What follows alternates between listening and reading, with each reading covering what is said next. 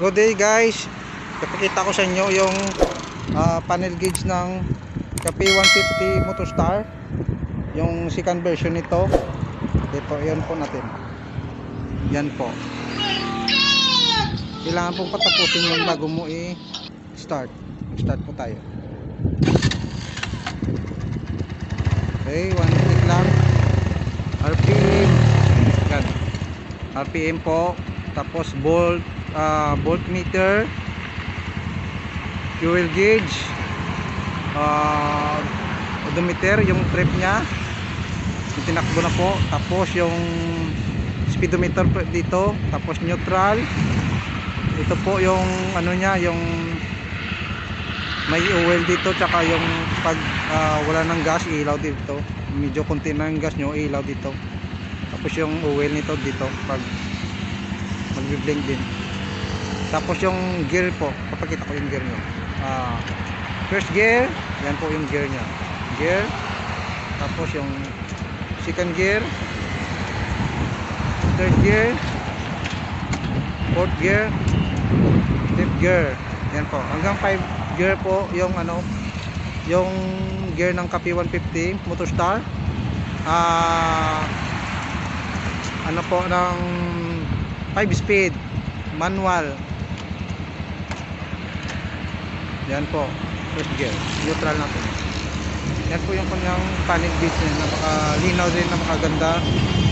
Kulay blue, light blue yung kulay. 1 down, 4 out po yan. Yan po ulit yung KP150 Motostar. Ikutan po natin. Yan, napakapuging KP150 version 2 ng Motostar. Gray variant. Yung kulay po ng gray nito ng sa version 2 na nila nilabas. Yan po. Same lang specs, kaso may ano lang po, yung muffler iniba nila. Tapos yung panel gauge isa na lang, dati tatlo. Yung kulay ng bullet signal light nila naka-chrome pa dati. Yung mga braking system pareho lang, same lang po. Yan po, kita natin. Yan. Dito ko na po tatapusin yung video natin. Medyo maingay at saka hapon na kasi. Inalis na yung strip dito.